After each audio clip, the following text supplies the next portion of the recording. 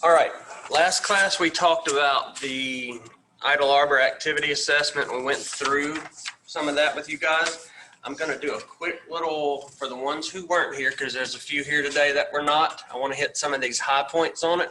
For those of you that were here, you might be a little bored for a couple minutes, so just hang with me. We're going to go off of this and show you how you can build off of this assessment, because this is one that I think that you guys who are going into this field or related fields could actually use this guy right here. It's a good, thorough assessment, especially when you put some of these other ones that I'm going to show you with it. You get a very thorough, well-rounded assessment of your person. So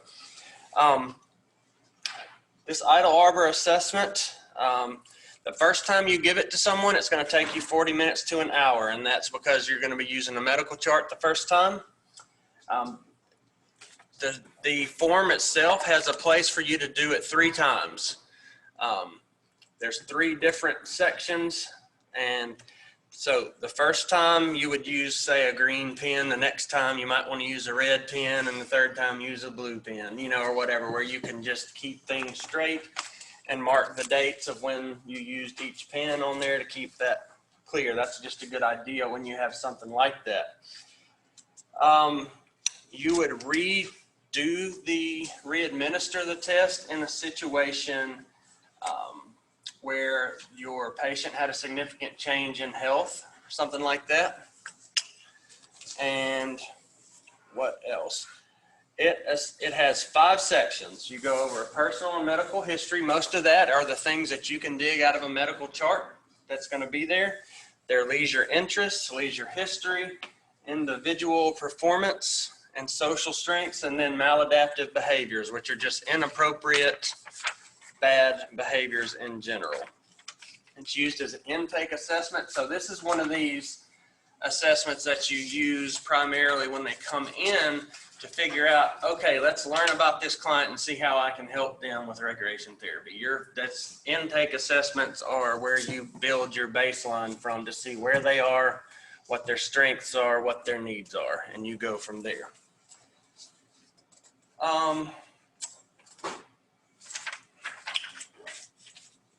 You want to give it the first time no more than 14 days after admission as just a guideline, and then do it at least once a year, or within, like I said, within 14 days of a major change in health or ability, whichever comes first. You know, if someone has a stroke, if someone becomes extremely ill, if they have some sort of, you know, have a knee replacement, you may want to redo this form because it's going to change their interests and things drastically because of what they can do.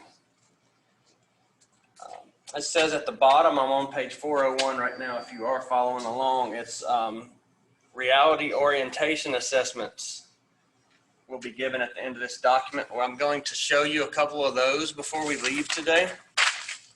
I didn't bring actual paper forms. We're getting notebooks full of enough of these forms, and if you really want to get into this stuff and you don't have the red book that was on the thing, buy the red book, because it's a good book. It's useful and it looks good on your bookshelf. It makes you look smart. That's why I have one in every room in my house. Just kidding. Then it goes through on here. It's very detailed instructions, filling out the first page, and we're not going to go through all that. We talked about this in the last class.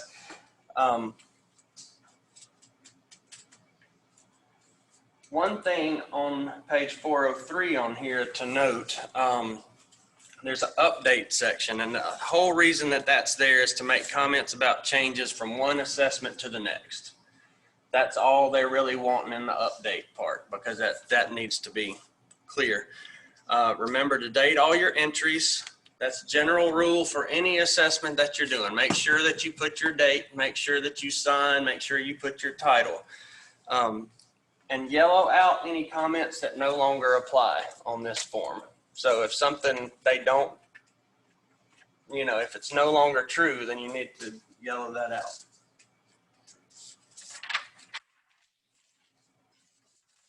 I'm skipping along. I like on page 405, there's actually on this assessment, there is a body where you can actually make marks or have the patient help you mark exactly where they have, you know, an amputation or a fracture with a cast or left side deafness since birth, of some of the ones that they have marked on here. Bailey, do you have this guy, this form? Okay. I couldn't remember if you had it from last time or not.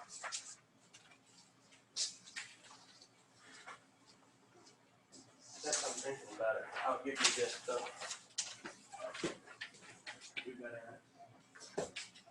Just kidding. So as you go along farther toward the end of page 406, it talks about other on there. You know, we talked about the update, and that's where you mark changes. Other is going to be situations where you put important info that's not found on the first page, which is personal information that needs to be noted, like resident is a victim of spousal abuse. Don't leave her alone with her husband. That's, you know, and you'll be told, you'll have situations, weird things like that happen out in the world. That's, you know, think about children. You know, some parents have full parental rights and some parents have none, and they're not supposed to be on the premises, and they'll try to come to a facility thinking that you'll just let them in because they're the father or the mother, but it's your duty to not let that happen if it's not supposed to. So that's, things like that need to be noted in paperwork.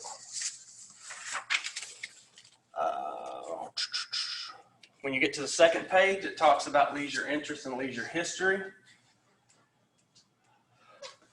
You want to try to structure your residents' leisure activities inside the nursing home. It says nursing home on here, but what this form is for long-term care facilities.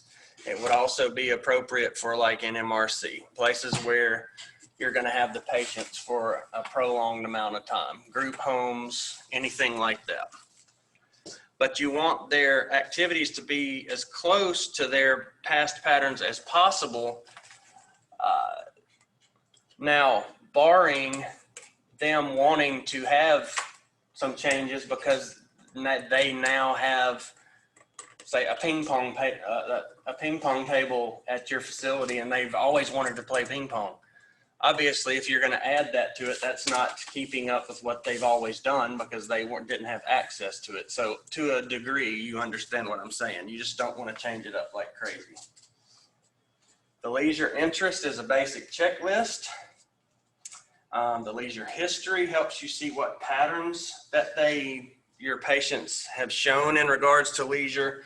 What kind of activities do they like to do? You know, do they like being in nature? Do they like sports? Do they like doing crafts? Things like that. What size of the group? You know, do they like solitary activities, large group activities? That's important to note because some patients will have a very strong feeling regarding that, whether they want, you know, close to one-on-one, or some people really like the large groups and they're going to thrive better in the situation that they tell you they need to be in. Now, that may be a sign in some cases that they may need some help or a nudge in socialization skills. You know, you can't let them 100% run if you see something that's going to be better for your client. You can't let them, now you want them to be part of their planning process and all that, but sometimes we need to push for things that are going to be for the betterment of our clients. So if we really feel like that they're just trying to be a hermit or a recluse and it's shown that they've never even tried group activities, and you need to at least try to motivate them and say, hey, let's at least come on this time and let's play bingo. You're not going to have to be, you know, you're just going to be in the group. You're going to get to interact. You're going to have fun. I promise, you know, get them out there and get them to try it a time or two. And you may see them start to like some group activities, and that would be a positive change that you could help with. Then 408 has some good, and the ones that were here did a good job on filling this information out. A good example of things that they like to do, and they're listed as being exhilarating and active, calming or relaxing, creative, things that met spiritual needs, that were just plain fun. And then their leisure history items go in this little chart. So you can look through that yourself. Now, then you get to the third page, which talks about individual performance and social strengths. So you rate their ability in 6 areas, which are reading ability, ability to form new relationships, family and friend support. We're going to go over a little bit of that on a video in a minute. Their initiation level. That means that they take responsibility for taking part in the activity. If they can't participate because of a physical disability, that shouldn't go against them on this part, because it's not a lack of initiation, it's a lack of ability because of a disability. Independence level means that the resident is physically able to engage in activities, even if it means using adapted devices. This one doesn't measure their willingness to engage in activities in the section. That's the one above. That's the initiation. And then participation level, obviously what we want when we want when we have patients and we're having a recreation therapy activity, we want them to show up, absolutely. And you're going to have some that are going to be present, and you're going to have some that are going to participate. And there's a big difference, you know. And some will participate most of the time, but then they may be having a bad day, and they're just going to be present on that day. And that's where you're going to put things like that in, like your progress notes or daily activity notes if you're at a facility where you write those out and say, you know, whether they were there and their level of participation. That's the type of thing you're looking for there. And then we know maladaptive behaviors are things where you're looking for inappropriate behaviors. And then 411 has a list of reality orientation, questionnaires, scales, assessments. One that we went over already in here was the CERT Psych-R. I'm pretty sure we covered that earlier this semester. Life satisfaction scale is another good one. Short, easy to follow, easy to give. And you can find out, that tells you a lot about basically how happy somebody feels. And it's based in a lot of ways on, you know, on their leisure satisfaction, obviously, as it should, based by the name. So then you get into the actual assessment. You guys, if you want, like I said, bulk up your little comprehensive final paperwork that you're going to turn in. If you want to tear off these first few pages and fill this out like correctly for your client, feel free. It would just be one more assessment that you've practiced on and worked on. And actually going through and reading each bit of instruction. See, the first time that you tried to give this, it says 40 minutes. But for like a new practitioner, if you haven't spent a lot of time like studying what I just talked about, it's going to take you significantly longer, because you're going to have to be reading, okay, for the first page, I have to do, you know, like you're following step by step by step. By the 10th time you do it, you know, the 10th person that comes in and needs this assessment on intake, you'll be running right through it. You know, it's just like anything. Practice is going to help you get better. That's all. I just wanted to give a quick recap on this and the fact that it's a really, really good assessment, and one that I want you to actually take with you from this class and think about being something that can be useful for you, because it's a good enough assessment and well-rounded enough that you really can use it to build activities from. So let me share the screen here. I need to close that.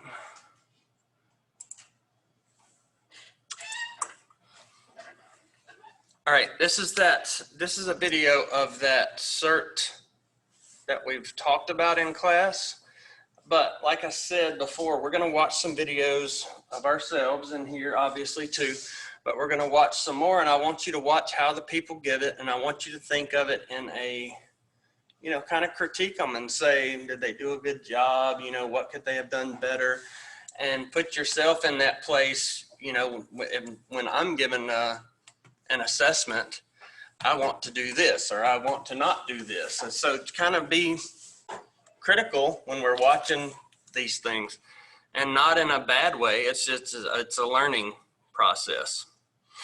So again, these are just kind of addendums, additional pieces that you can add on to that idle arbor and make it even more thorough of an assessment. This one's a little long.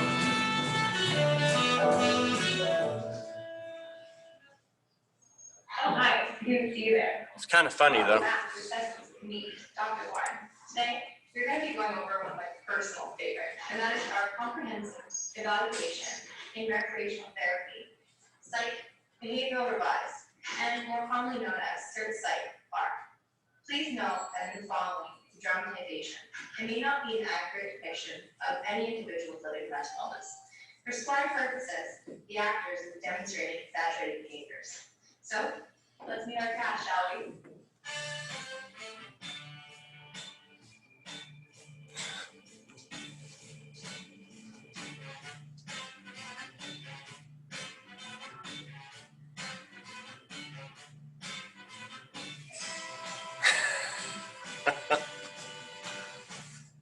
This one has a little entertainment value in it First, anyway. we're taking a look at our therapists, Matt and Lauren, and they're going to be choosing the most appropriate assessment tool for their population, which is an inpatient psychiatric unit.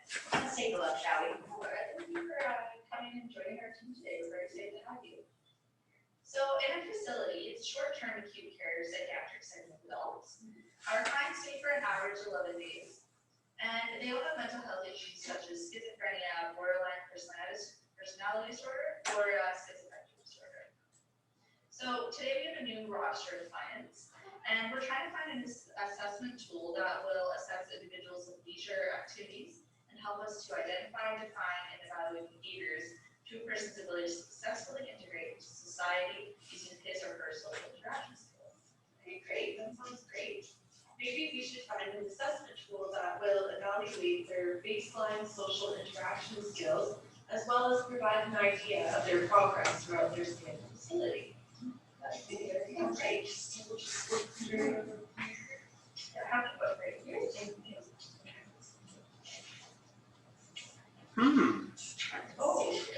Oh, look, it was already open to it. Here we can see. This is called the comprehensive evaluation in recreational therapy, but it's a psych behavioral revised version. Okay, so it says here that this assessment is for assessing an individual throughout a variety of leisure activities throughout three categories. The general category, individual performance, and group performance. So it also says that it was designed for short-term acute care psychiatric setting, because, and over the age of 10 years old, and we're seeing an average length of 11 days. So they have to be attending recreational therapy programs on an average of 8 times with a recreational therapy, with the programs in a group size of approximately 8 to 12, and are staffed by 1 therapeutic recreation practitioner and 1 therapeutic recreation assistant. Both therapists assess the clients at the same time, it says here, and then the same activity, and they later compare scores. Currently, it takes about 10 minutes to do, so that sounds pretty good. Sounds like no, that's a great find, Mark. Thanks for finding that. I think this will do for our purposes. So I think a great idea would be to evaluate our new clients who did the fitness program this morning. Okay, great. Yeah, great opportunity. Okay, awesome. I'm looking forward to it. Yeah, me too. We're looking at professional development of the fitness program. attention to Mallory. And if you feel inclined, you can follow along and provide a 116 form.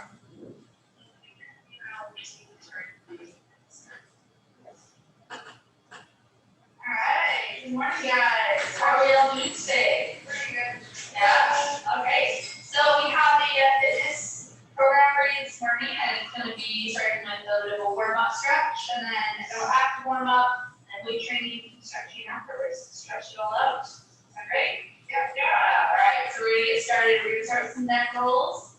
So make sure that you're going forward and not crunching your spine into that. So ear, shoulder. Give it a try. A little bit more there, Mallory. Side to side. There you go. Good job, guys. Okay. Now we're going to start with our arms. Bring it up and tilt a little bit over. It's great, Mallory. Try to get your arms above your head. There we go. Good bird. And then 2 more on each side. We're going to try to stay on our feet for this one. We'll get on our seat there. Do your stretching, Mallory. Yeah, there you go. Great. Thank you. All right. And now let's do a little bit of twisting. Get the spine warmed up. So just nice and light. Sides in there. Stretching it out. Good.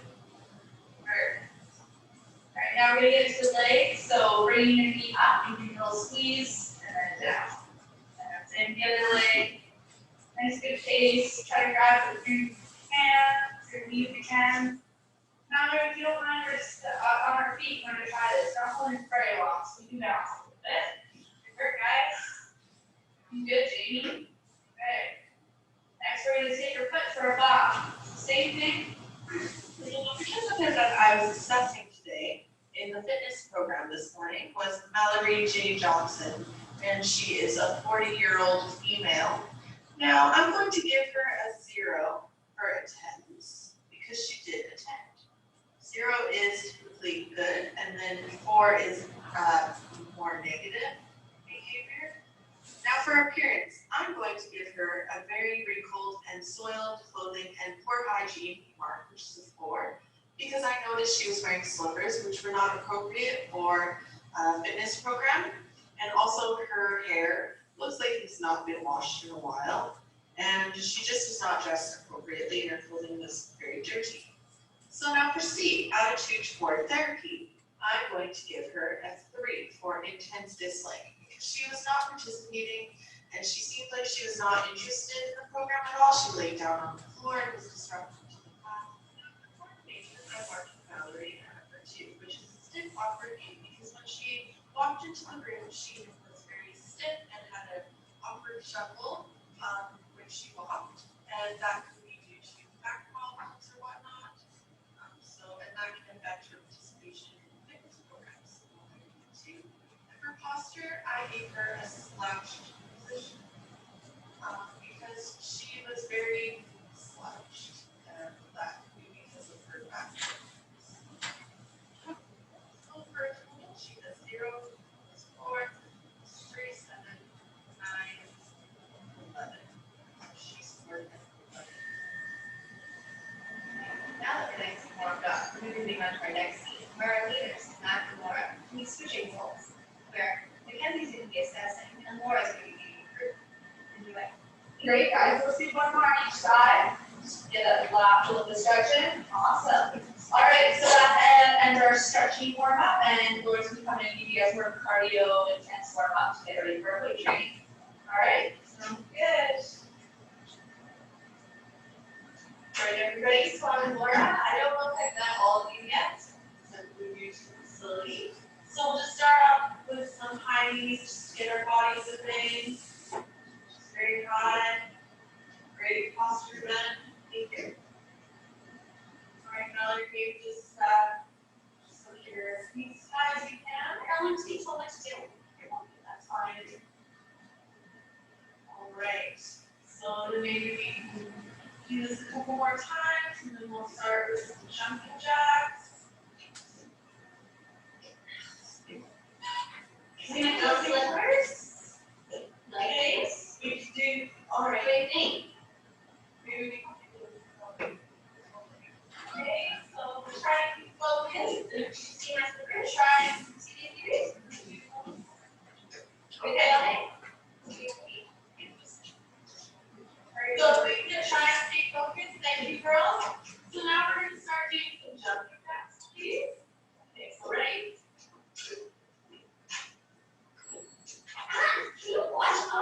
Sorry, in my way. Okay, ladies, come on. You're just like, I don't think you're gonna touch Okay, ladies, come on. I have to separate you. Do some more jumping jacks. Watch out. Great. 4 friends. Alright, so for that round, I observed Mallory's individual performance. So there's a couple things I scored her on that I saw. So response to therapist structure 1-to-1. I gave her a reject, so it's a 4 because she did not want to be told what to do by the instructor. For her ability to form individual relationships, so interaction with others, it was very superficial, it was very based off looks. Expression of hostility, so this is in the A category, which is more physical rather than the B category, which is more verbal. And she pushed one of the participants, so she's physically combative, so a 4. And then performance and organized activity. She needed frequent instructions by an instructor to keep on task and do the exercise properly. Attention span, she did not attend for most of the time, so we gave her 4 for just unattended or detached. Frustration and tolerance level, we gave her 1 because she occasionally became frustrated with having to be told what to do or what activities were told she was supposed to be doing. And then strength and endurance, she got quite tired of the activity required being on the feet, which most activity was on the feet, but she definitely showed signs of being tired, so that was a 2. So if we add them together, we got a 4, a 6, 10, 12, 16, 17, and a 19 subtotal for her individual performance.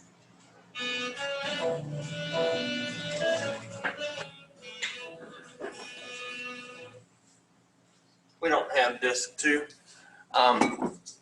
Okay, so if you noticed, hang on, let me get back there.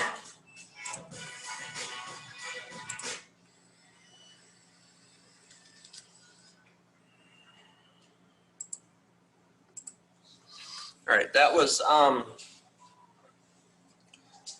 this assessment, the Idle Arbor that we were talking about. We know that it's for long-term care facilities, and who is the CERT assessment that they just did intended for? What type settings? What? Psychiatric. And how long are they usually there?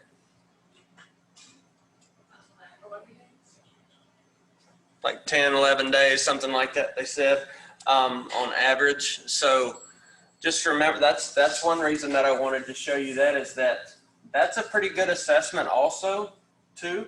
It's just for a different population and a little different use. You know, it's not a long-term care facility type form. It's for people who are going to be coming and going, and it's more of a, you know, you could do that assessment for your kind of daily paperwork for that client to tell you how they looked that day, how they walked that day, whether they were engaged, you know, things like that. So you would probably during that time do that assessment multiple times with your patients, but it's for a different demographic, and it's a little different in that they want more than one person to do it, although you wouldn't necessarily have to have that. All right, that was 1.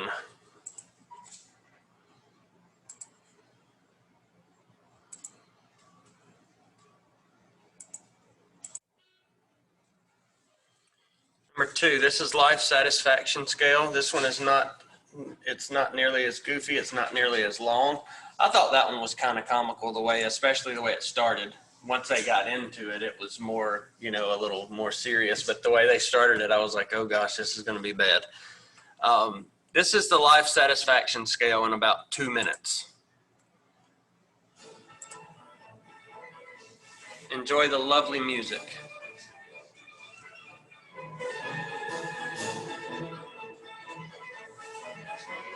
You can read at the bottom kind of the questions of things you're going to be asking. You can see that it goes from frowny to smiley. So you know it's a continuum.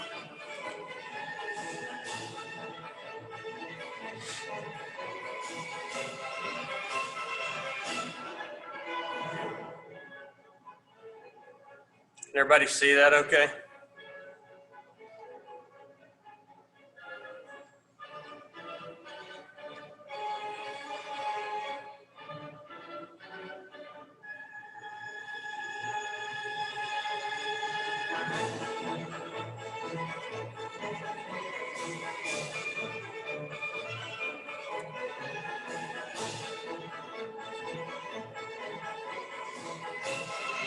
Y'all better stop looking sleepy. I'm gonna turn this up.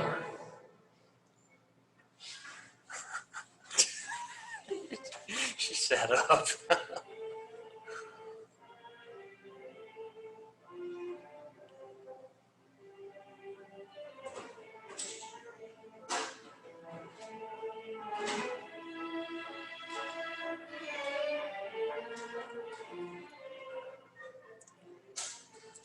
Family relationship, living arrangements.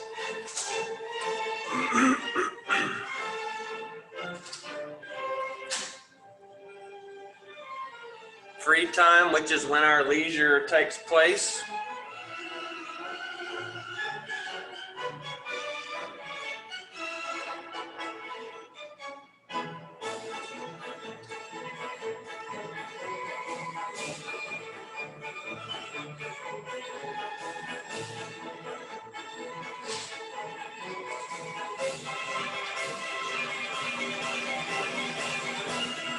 May you have peace, happiness, and health.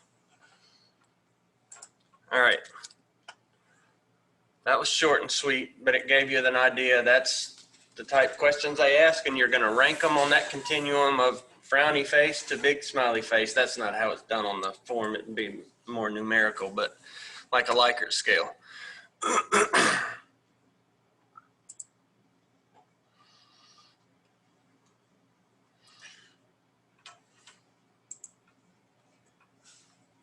Short here.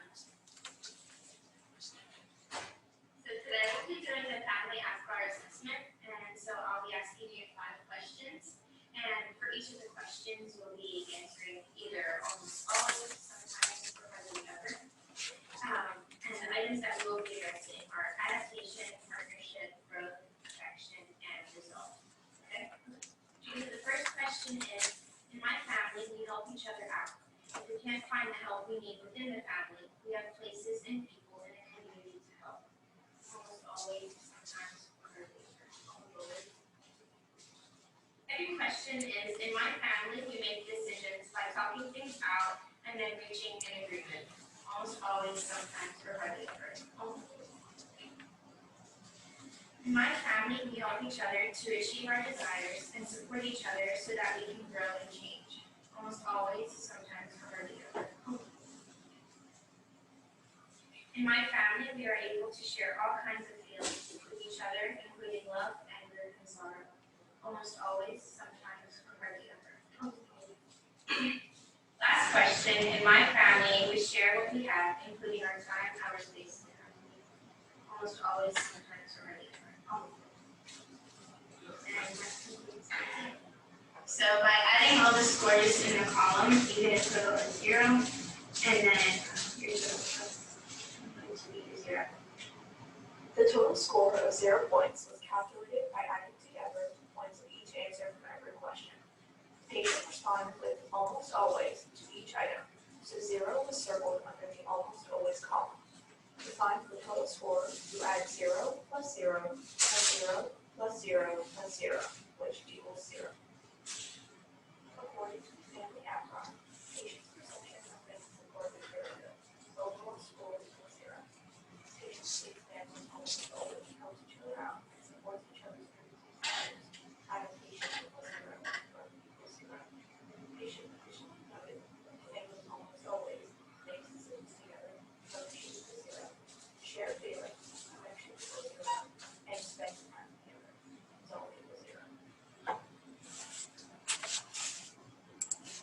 Okay, they also, that goes with the third page on this Idle Arbor assessment. It goes under, there's 4 different assessments that they list there that can show you the type of family and friend support. They did the family APGAR scale there. There is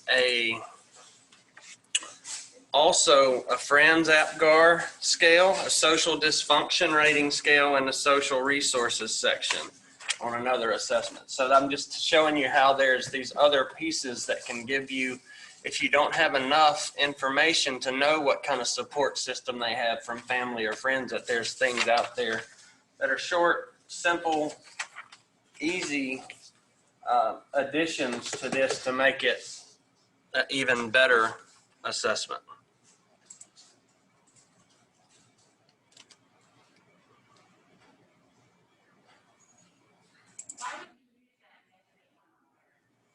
The what? The negative one that you were just saying on the APGAR scale. Yeah, we were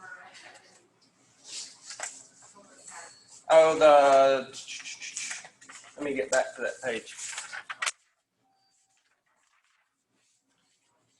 The social dysfunction rating scale. It uses 21 questions to rate the subject's self-esteem, interpersonal systems, and performance. So it's subjective in nature, but it helps categorize your patients when applied to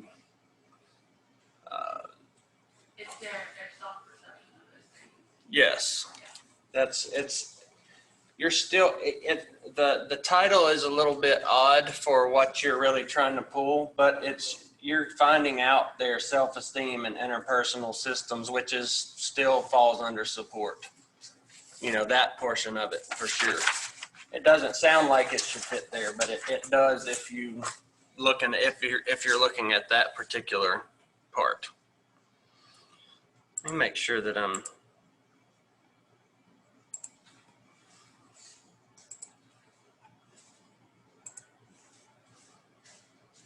actually, I have to do this different. Now, I have to go back and reshare to here, I'm pretty sure.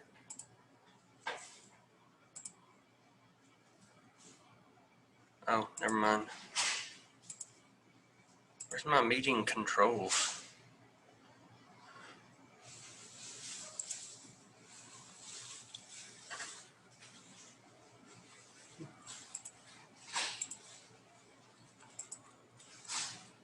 I just wanted to make sure it was showing up.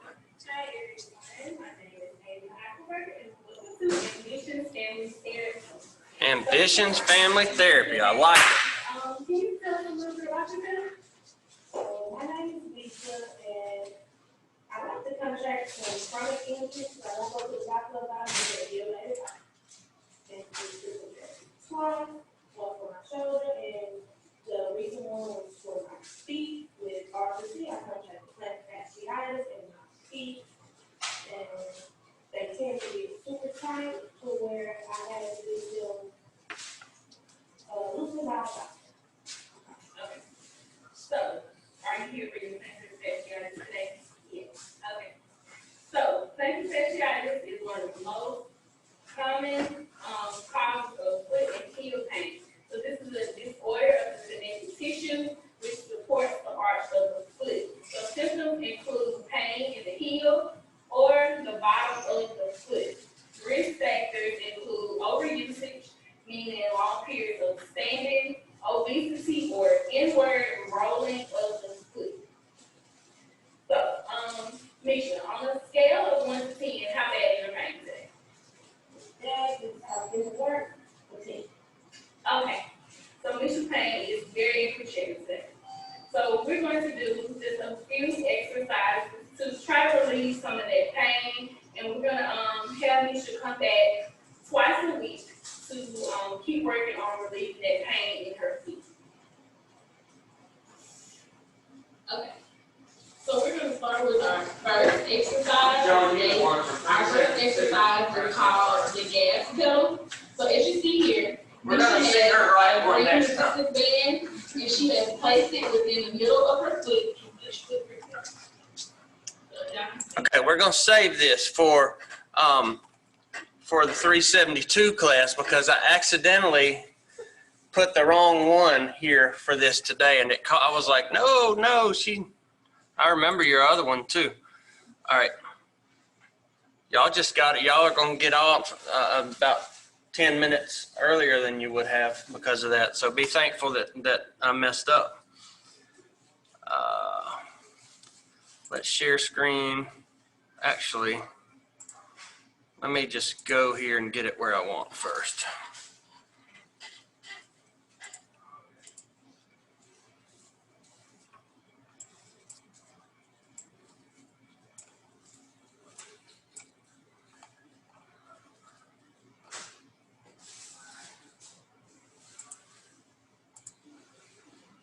For some reason, sometimes these things don't give a live link, and I don't really understand why.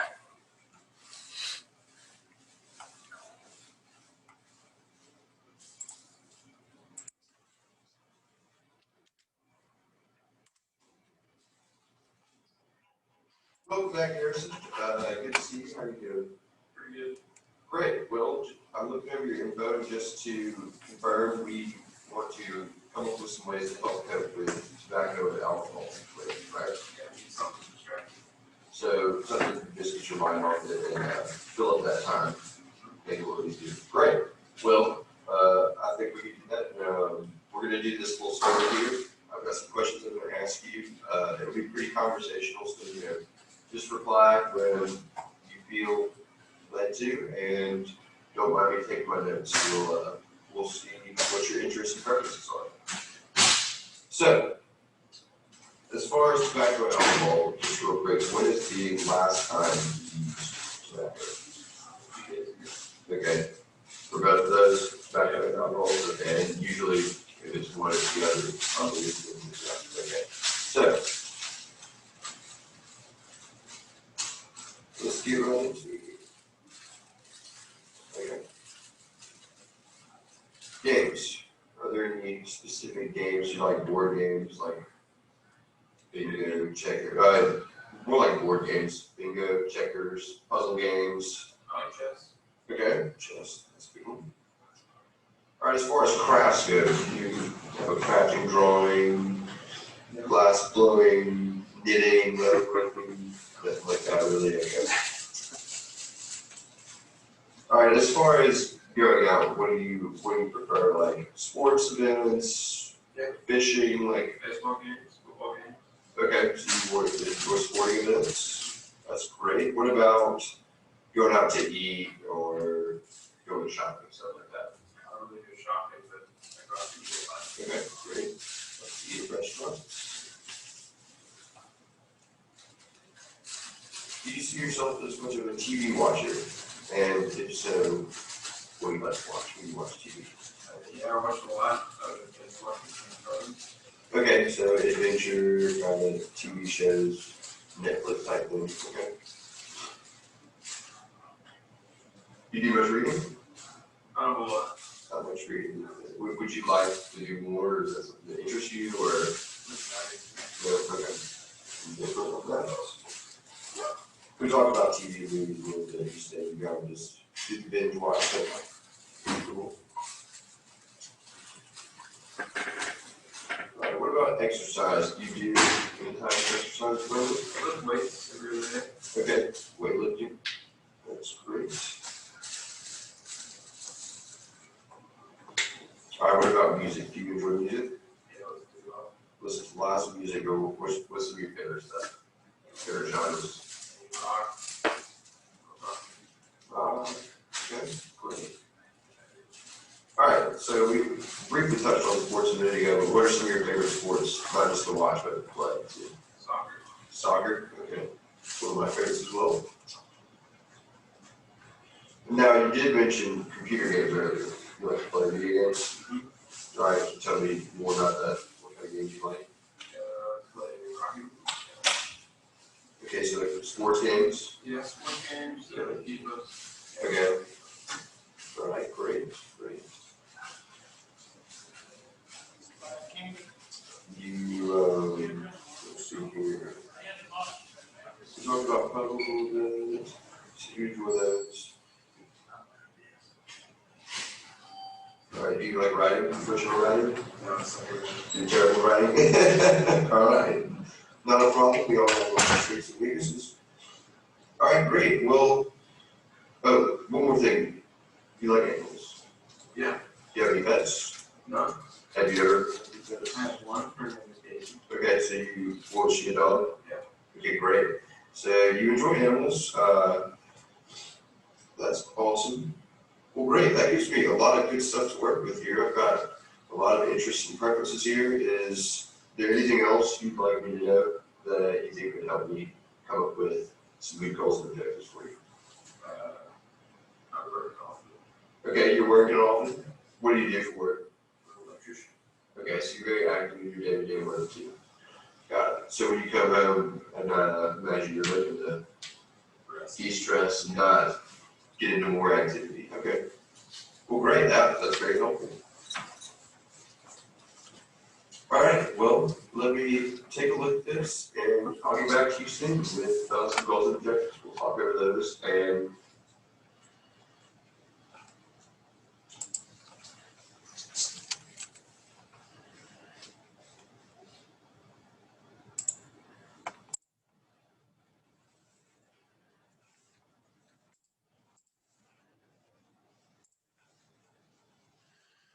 Trying to share anything right now. There we go. All right. One thing I picked up on that was that he seemed very, very comfortable doing that. Did y'all notice? Some people just kind of have that. I mean, did you feel? Yeah, I was going to say that probably didn't hurt, did it? But no, you have a very good, you even said it in the thing that it was going to be conversational in nature, and it really was, and it came across that way. So something to take from that is, you're trying to find out information, but the more laid back and conversational you are, the more comfortable they're going to be. And especially if you're giving like open-ended type questions, the more they're going to give you, because they're going to be more, they're going to feel more comfortable because of that. I thought you asked a lot of the right questions to find out, for what you're working on. That gave you a lot to give him some replacement behavior, coping strategy type things. And he also had another video, which I didn't include, where he talked about, this is what we need to do with him. It was good as well. So good job on that. And good job on the first part of yours, Asia, that for the 372 course. Next time we come in here, we're going to try to watch the proper one for you, and maybe a few of, probably you two for sure, just because. No class on Thursday. If you have not done the aquatics activity deal, or need to talk to Julie real quickly, you might want to grab her and get some plans together on how you're going to get that done, because time is running short. I think there's 2 more opportunities to get in there to do it. So,